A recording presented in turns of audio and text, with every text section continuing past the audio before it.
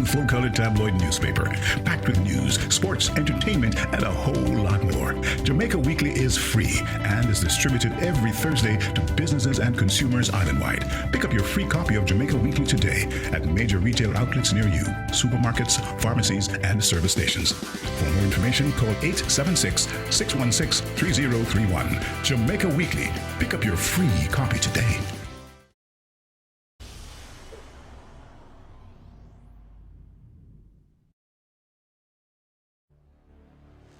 Good afternoon. We'd like to say a very special welcome to our viewers. This is the Mello TV special.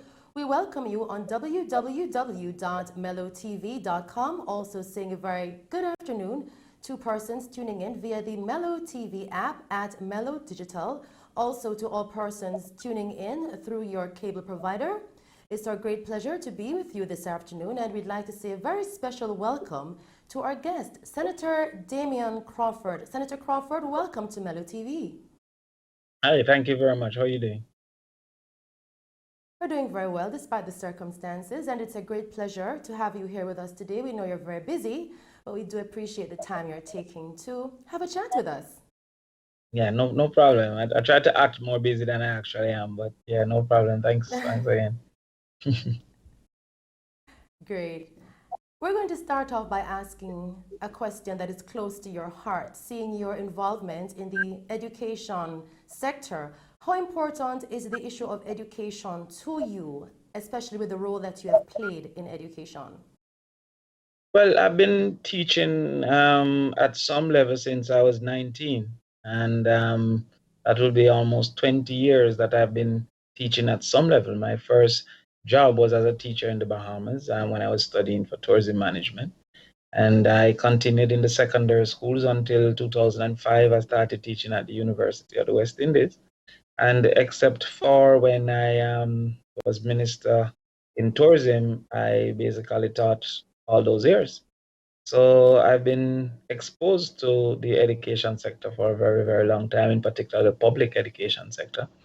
And I myself has benefited greatly.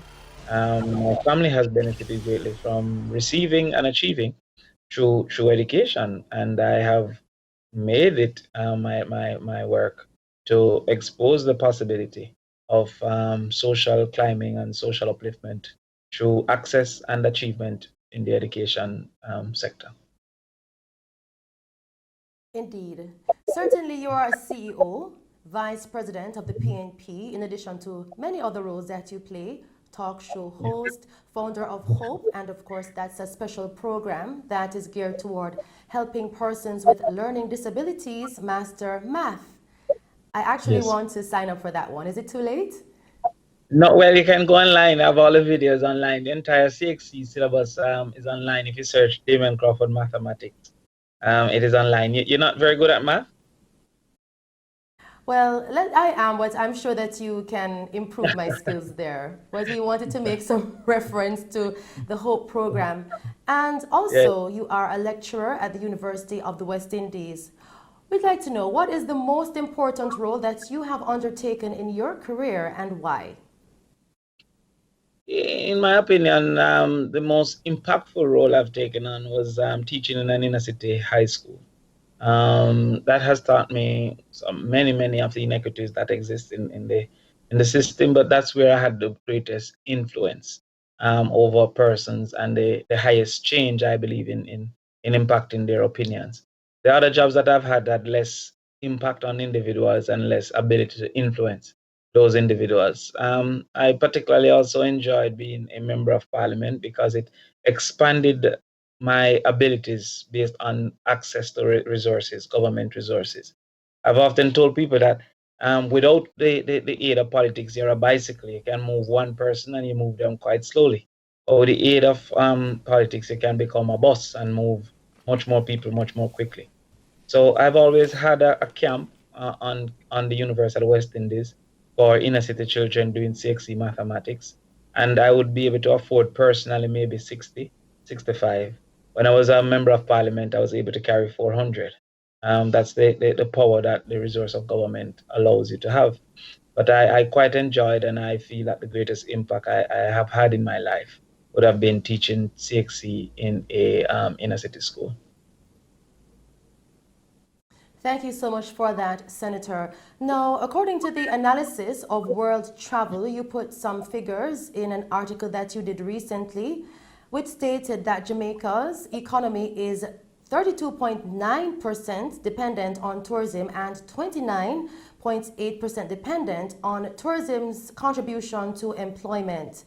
And that was in the Caribbean tourism recovery following COVID-19. Would you like to expand on that and tell us your projections for Jamaica's probability of bouncing back from this current crisis? Well, the reality is that tourism, by definition, is the travel and stay of persons outside of their home destination. So therefore, the inability to travel based on rules against traveling, based on flights being cancelled, based on planes being grounded, based on ships being in port, is affecting those countries most dependent on tourism, for which the Caribbean is the highest dependent region on tourism as an industry. So while it is that we don't get more Yes. tourists than all other regions, based on the percent of tourism contribution to our economy, to our employment, and to our investments, we are the most dependent destination, the most dependent region on tourism. And so therefore, I felt it was necessary to do an analysis of how quickly the Caribbean, and in particular Jamaica, will be able to get back to basically 80% of what our numbers were. It must be highlighted that tourism has proven itself to be quite resilient over time. Many people thought that it would have died after 9/11, and it survived. And True. others would have seen where tourism have survived other catastrophes. Bali has survived terrorism. In Bali itself, Egypt has survived terrorism. And then there are other destinations that have survived even natural disasters, tsunamis, and other realities like that. New York survived a bombing in New York. So tourism has proven itself to be highly, highly resilient. However, this particular case, I believe, is an anomaly because there's never been a situation that both the host destination, meaning where the person is going to, and the home destination actually has a simultaneous threat. Normally, it is either or. So it is the norm that, for example, Jamaica may have hurricane, but the generating country, the United States, would not have had a hurricane at the same time. And by extension, Indeed. as soon as Jamaica recovered, then the people start coming once again. Or they may have a financial crisis in the United States, but it doesn't impact negatively the home destination's infrastructure, superstructure, and availability to accommodate. And as soon as they get more money, they're willing to travel. So what is seen now is that simultaneously, for example, New York is going through COVID, which is our number one generating state, and Jamaica is Yes, going they've through been pretty COVID, hard hit. which is the receiving state. And so I decided to do an analysis of the time period that it will take based on some studies that I've done for the Caribbean to recover. In fact, you put forward different scenarios, different hypotheses on different circumstances that could affect. But I see that you gave us a projection of a time in 2021, June 2021 is what you're saying, Senator Crawford? Yes, I think June 2021 is the best case scenario based on the Gantt chart that I developed. A Gantt chart is to say that there are activities dependent on other activities that cannot start until activity one has been achieved. And so it's like a hurdle race. You can't Indeed. clear hurdle two until you have cleared hurdle one. So I did an analysis on the four areas that actually are impacting on people's willingness to travel. It's actually five areas. However, the physical infrastructure has not been affected by COVID-19. So therefore, I didn't have to do an analysis on the physical infrastructure. If it was a hurricane, I would have had to do an analysis on the physical infrastructure. Or if it was a act of terror, a bombing, we'd have to do an analysis on the physical infrastructure. But because there was no impact on the physical infrastructure, I looked at the four of the other four variables, which is satisfaction that their home is safe, satisfaction that the Yes. host destination is safe, the intention to travel, and the ability to travel. I use the So we should see other those factors crises as a trickling proxy together, to say. do a time. Mhm.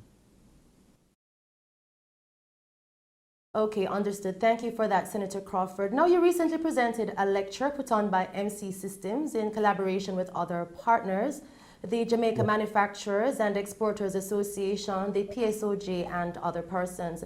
Can you tell us the main takeaways from that lecture, Senator Crawford?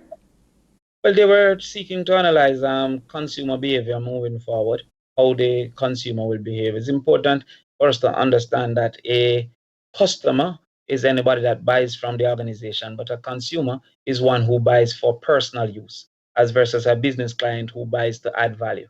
So if you buy a pound of flour to cook some fried dumpling, you're a consumer. If you buy a pound of flour to make bread and sell, then you're a business client, right? But both of them are customers. So sometimes we mistake a consumer to be a customer in itself. So basically, they were trying to say, how do the final users of products, how are they going to act going forward after COVID? And I was seeking to inform the persons in attendance that the basis of a purchase isn't simply awareness. There is no consumption if there's no consciousness. So awareness is important, but the basis of a purchase is based on the perception of a need, a state of deprivation. So, for example, when it's raining, we feel deprived of an umbrella, and by extension, we may buy it. It don't mean we weren't aware of That is umbrellas. We true. just didn't feel deprived of the umbrella until the rain started. And so there are some things that are That is happening now true. in COVID that when it's gone, I think that our behavior will change back to what it was, because we're buying a lot of hand sanitizer simply because we currently feel deprived. I'm not hugging people as normal because I am afraid, I'm fearful of the impacts. But as soon as I am no longer fearful of the impacts, I will be hugging again and using less hand sanitizers.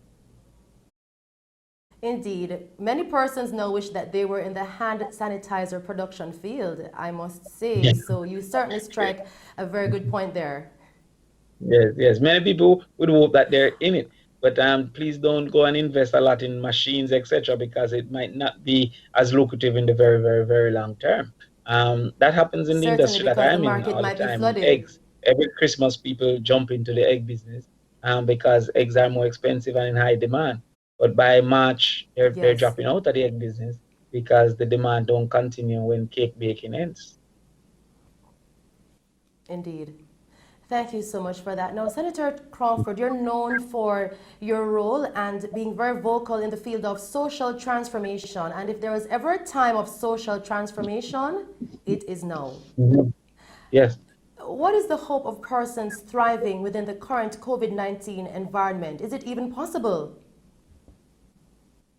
If it is possible to hope, to I'm thrive sorry. within this environment in Right. terms of Oh, business? yeah, yeah, yeah, for sure. I mean, listen, man, even in debt, the junkers are happy. There's always someone who benefits from any activity that is happening. So, for example, as I said, those who are making hand sanitizers, they're thriving. And those who are selling it, they're also thriving. So there's never a situation so negative that no one benefits. The crime situation, people who offer security services are profiting because we feel unsafe. If we didn't feel so unsafe, Yes, there would be less profits from security guards being rented. So therefore, there always going to be a circumstance. Supermarkets are thriving, shops are thriving within the COVID-19 situation. Some farmers are having a great time. So yeah, there are some people who are benefiting from the realities that we currently face, and there's some people who are suffering. What is for sure is that those who are best prepared when this ends, they will be benefiting as well. indeed. It would seem to be a matter of reimagining your role in society. For example, if you're someone that is employed to a 9 to 5 situation and you now have to stay at home or you have lost employment, it's not a matter of caving into those circumstances, but seeing the potential for diversifying to other areas. Yeah, you have to ask yourself, what are the opportunities that will come post COVID. For example, I believe that more societies will be seeking to be food safe. food security will be a priority of governments. Food security will be a priority of nations. We have we import $2 billion in mutton just for the purpose of curry goat. That is an opportunity that people will be seeking to get greater food security going forward. And so farming is going to be an important and lucrative sector, I believe. Delivery and convenience is going to be an important activity. Convenience is now the number one selling product in the world. That is why cell phones are so popular, because it offers a convenient way to communicate. You could always have a pen pal, as I did when I was a child, but it's inconvenient to write a letter, go and post it, etc. And even going home to make the call is less convenient than immediately making the call. So that is one of the things that the cell phone has created. Google is a convenient library. The information on Google exists in many places. It's just not as convenient as going online and typing in what you want to find. So anything that you can make more convenient, the deliveries, the curbside pickup, any level of convenience that you can add is a good business opportunity going forward. Indeed. I did have to crack a little bit of a smile there, Senator, when you made reference to curry goat, because it brings to mind part of your campaign when you were campaigning in Portland in terms of goats and chickens and self-sufficiency overall. How important is that in a time like now? Always important is that in every single time, you see, HR practices is to give the person who's employed 1 unit of every 6 units that is created. That's HR practices. Yes. So we can use a simple example of a person running a taxi on your behalf. He runs a taxi for 6 days and you give him 1 day for himself. That is the practice. So whenever you are employed, if you're employed to Mello, you must create in value 6 times what Mello is willing to pay you. Even if they pay you $1 million, you have to create $6 million, or Mello will be going bankrupt soon. It must be that at some point the person receiving 1 says that he wants to be in a position to receive 6 at some point. And now that machines have replaced human beings, to the point that those who used to work in a factory has been replaced by automation and mechanization, and those who used to mix cement have been replaced by a premix truck, and those who used to wash clothes have been replaced by a washing machine. They now must become entrepreneurs in their own right, and therefore that independence is what entrepreneurship creates. So I believe that I started a goat farm after the election in Portland. I started in May.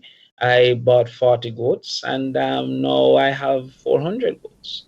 And that's not even a year yet. Is it a year? Almost a year, yeah. Okay, fantastic. So you are actually practicing what you preach, Senator Crawford, which is great and a great example for other persons as well. Yeah, if it works, some people will jump into it, and as I'm trying to make sure it works. But I sold 300 pounds last week in a day, so it seemed like it is possible to work. But you see, what is going to happen is that because of the disruptions, you're going to have less importation available, and so therefore, there at least in the short to medium term, local consumption will increase by necessity, and then thereafter, our quality and our price will have to compete with the importation. Certainly, Senator Crawford, and it goes back to the point that you were making earlier that we have to become resourceful and see the opportunities. Certainly, that would give local farmers that have been producing items that we actually import an opportunity to produce these items locally for consumption within the island. Indeed, and some others will receive opportunities to do value added. You see, the person who make the ketchup don't necessarily plant the tomato. There's an opportunity for the tomato planter, and there's an opportunity for the ketchup maker. So, for example, I'm doing pre-season mutton as a offering. I'm trying to do a mutton burger as an offering, mince, mutton, just different opportunities. So there's some people that might not directly go in farming, but maybe in the distribution system, maybe in the storage system, maybe in the value-added system, that will improve and enhance their own income and their own wealth. You see, sometimes we feel that we only can plant the cane, and we have never thought that we could also process the sugar. That might be a total different individual who moves it from cane to sugar. Yes, so we're looking at now taking on functions A to Z of the production line? Yeah, that's what we have to do going forward, because other than that, the impact on the economy will be so long lasting that some of us will die of hunger, and we can't afford for that situation. So even with tourism, we have to extend the impact that tourism has on our economy. We have to put more linkages to it, and make sure that the 10 people that we're getting go further than the 10,000 that we used to get.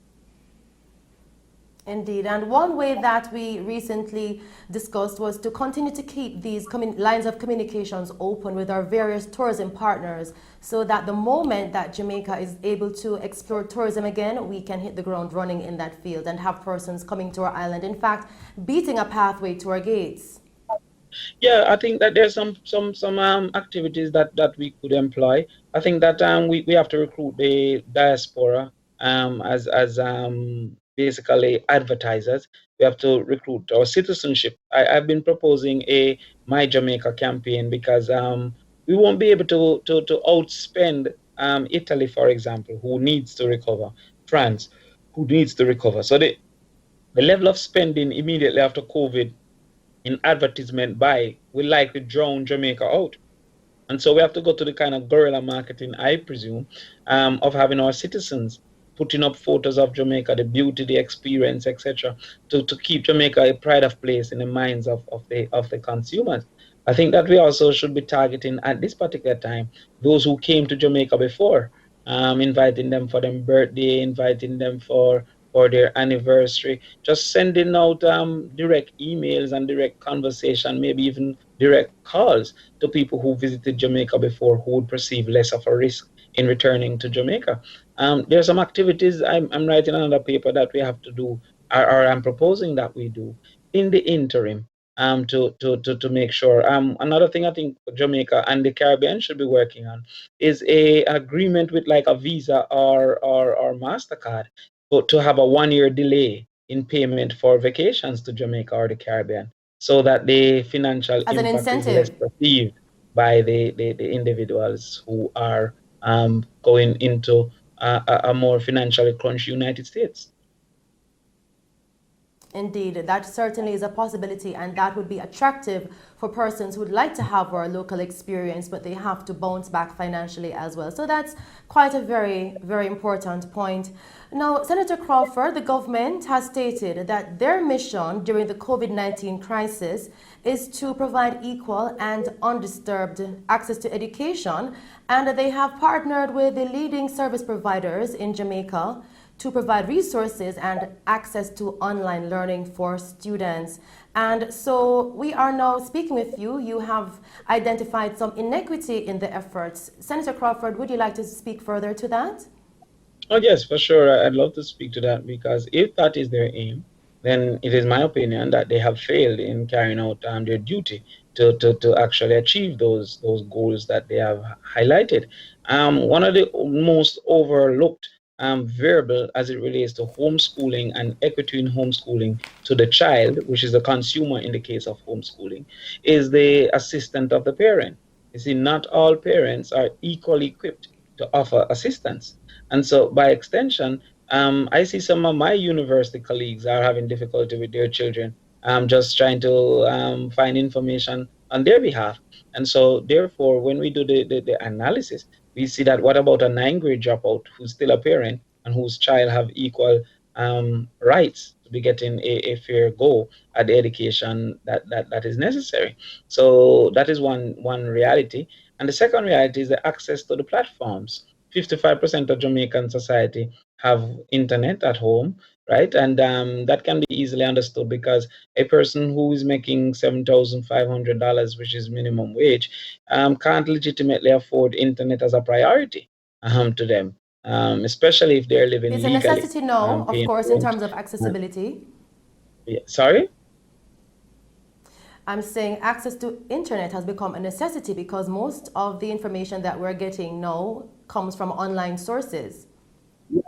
Yeah. So home internet is something. So we have more people with access to the internet than they do with having a home internet service. So some people will have, for example, a cell phone, which will give them access to the internet without having a home internet service. So only 55% of our population have a home internet service. Now, the others who have to depend on the cell phone, if you look at the Zoom, for example, which is one of the preferred methods of teaching, the Zoom consumes 1 gigabyte per hour. And so three gigabytes Yes. of data is $3,000 for one class.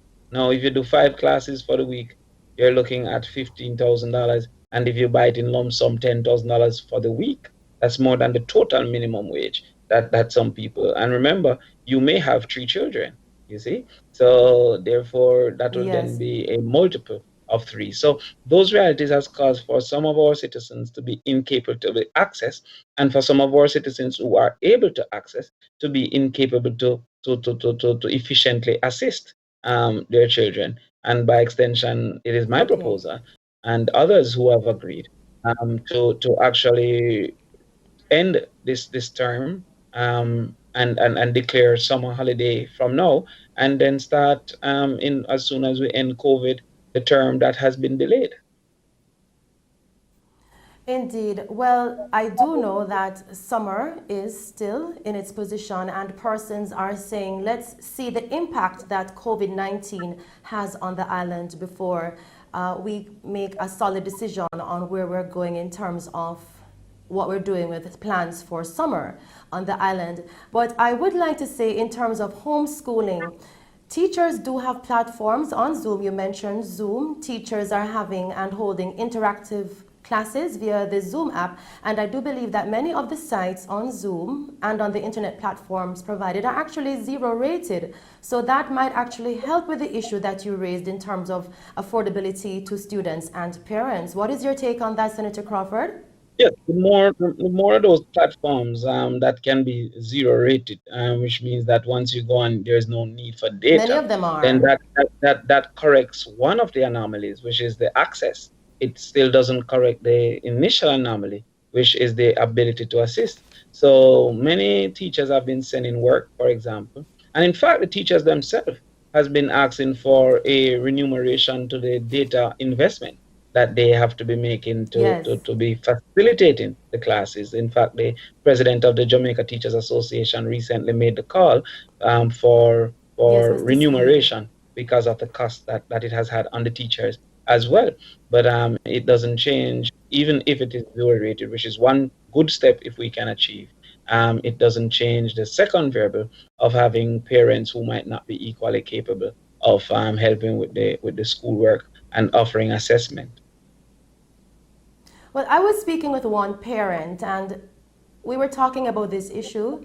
She's basically saying she wasn't able to help pre COVID and she's still not able to help within the COVID outbreak that we're experiencing now. So you're saying, let us improve the situation for parents, and before they were able to get special classes or extra lessons or a special tutor, those persons are not available at this time, so the onus is now on the parent, and we're going to correct their capabilities that they did not have before, using this COVID-19 outbreak as an opportunity for parents to be up to scratch on the lessons that are being taught to their students.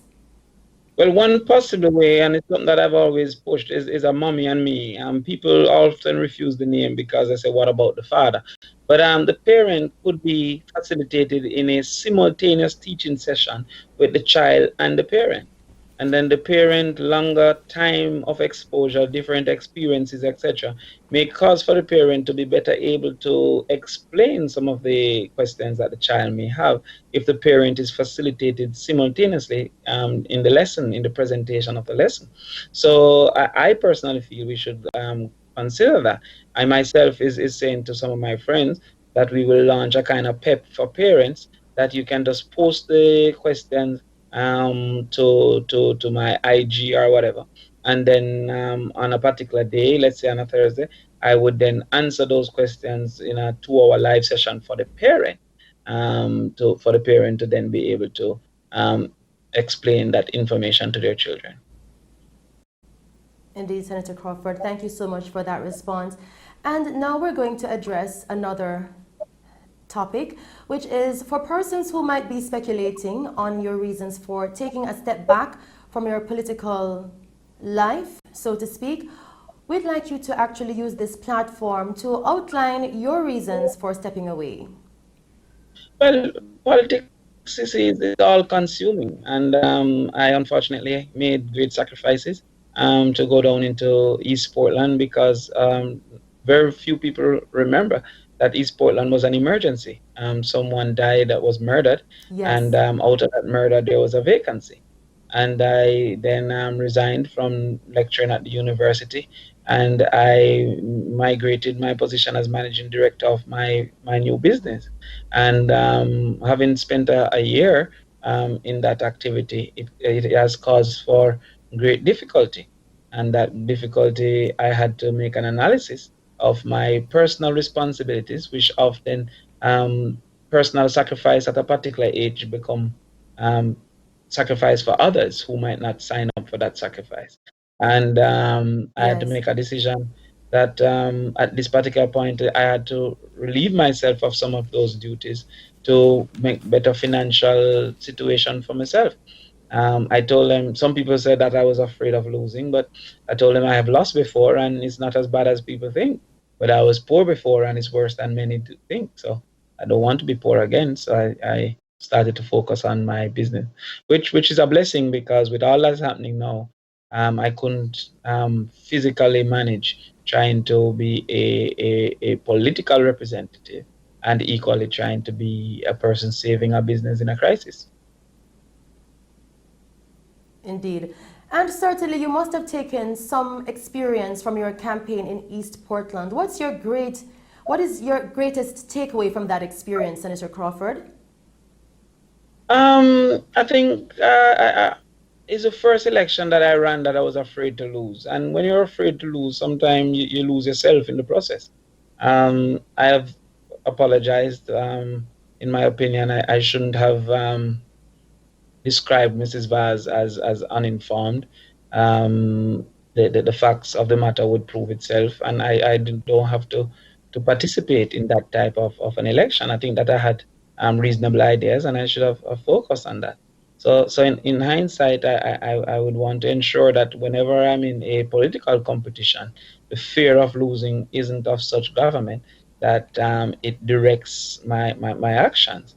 However, the proposals and policies and plans that I put forward, I believe strongly in them. And as I've outlined before, I've implemented on my own behalf some of them. Certainly. Thank you so much for that, Senator Crawford. What is your approach to controversy? Because being a public figure in public service, it sometimes comes your way. What is the way that you deal best with controversy, should it arise? I really don't take it very seriously. I've found that the political communication has changed. They have some paid persons online who carry out their attacks on individuals, therefore creating what I call a false controversy. You have paid media practitioners who are responsible to carry out a particular line of conversation, and they do so. And so therefore the quote unquote controversy don't always reflect the opinions of the majority.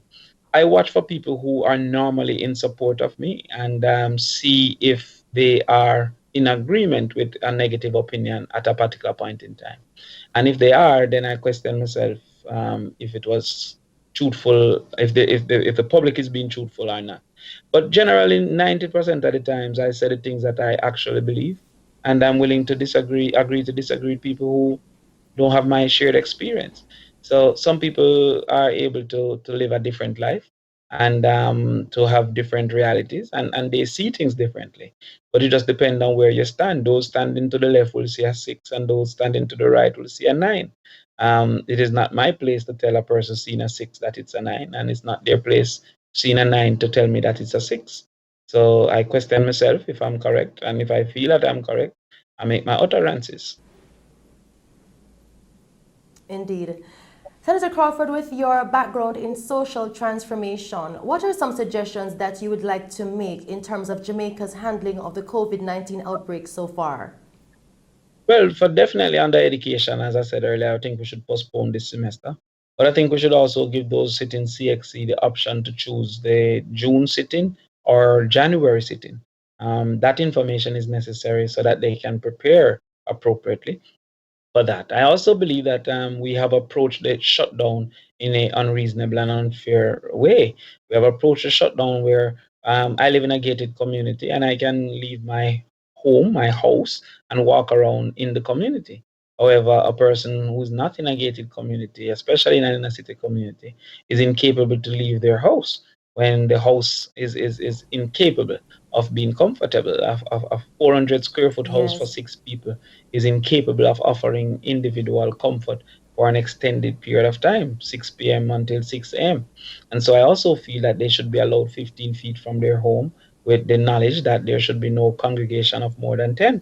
You could even say no congregation more than 5, but to suggest that you must stay inside and only inside applies only to those who are incapable of buying a 1,100 square foot apartment. And so, therefore, I think yes, that's an indeed. unfair and unreasonable position. I also feel that St. Catherine needs to understand what are the variables that must be achieved for St. Catherine to be reopened. It's 515,000 people who are currently now under quote unquote total lockdown.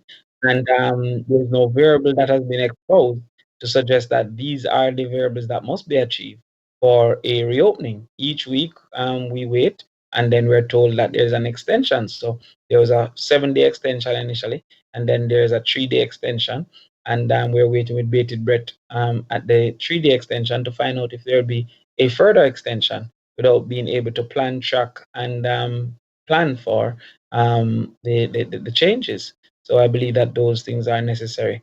I finally believe that we should apply pool testing. It's a method used in manufacturing, but in St. Catherine, I feel that we should simply test all the samples on a particular road in one pool, and if there's no COVID in the entire pool, then nobody has COVID. So you don't have to test them individually. Yes, indeed. But if there is COVID, then you move on to Indeed. testing them individually. I think that that may be a cost-effective strategy to do extensive testing in St. Catherine. We are currently, Jamaica is ranked 18th out of 21 in the Caribbean as it relates to the number of persons being tested. That can't make sense. Indeed, Senator Crawford, certainly one would say that COVID-19 has caught us off guard in terms of whether you live in a gated community or if you live in an inner city community. COVID-19 has leveled the playing field there that has impacted any citizen under any circumstances. So in terms of the importance of locking down regardless, what would you say to that? And of course, your encouragement for persons to listen to the government's instructions in terms of staying home regardless of their circumstances. For sure, we're asking for persons to follow the rules. What we're asking is for more reasonable rules. So therefore, yeah, social distancing is a natural part of fighting any virus because a virus needs a host. It must be transferred from a host to a new host. If there is no proximity to the new host, then that shutdown is going to cause for the virus to die. And so the appeal for social distancing, or some people prefer physical distancing, is a appropriate appeal. And so therefore I'm asking for the citizens to follow those realities. The suffering that is coming from an extended handling of or an extended existence of COVID-19 is immeasurable. Those who earn from events can have no events. Bars, 10,000 bars have been closed in Jamaica. 3 people depending on it for an True. income. That has ended. Taxi people are having a great difficulty. 200,000 hotel workers are out of work. The longer this thing continues, is the longer those people and those dependent on them are going to be affected. And so, therefore, it is in the duty of each Jamaican to as best as they can contribute, basically abide by the rules that are set.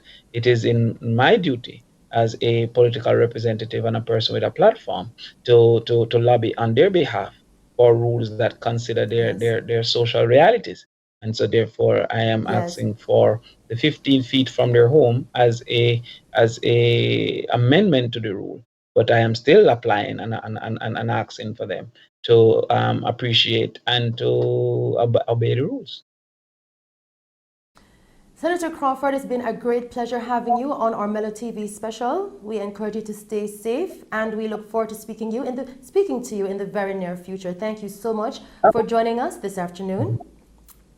Thank you, and I'm pleased by the strategies of your interview, and I look forward to watching myself on Mello TV. So big up to you, and big up to Mello TV. Respect. Thank you so much, Senator Crawford. That was our special guest, Senator Damion Crawford, speaking on various issues affecting the island, from COVID-19, education, and also tourism. Thank you so much for tuning in to Mello TV. Continue to enjoy Mello TV programming.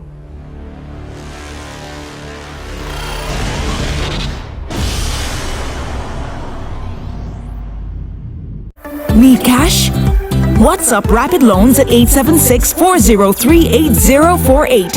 That's 876-403-8048. Quick loans until payday. All you need is your ID, proof of address, 2 payslips, and a job letter. No security required. Loans for rent, utility bills, medical expenses, and car repairs until payday. Rapid Loans Financial Services. WhatsApp 876-403-8048.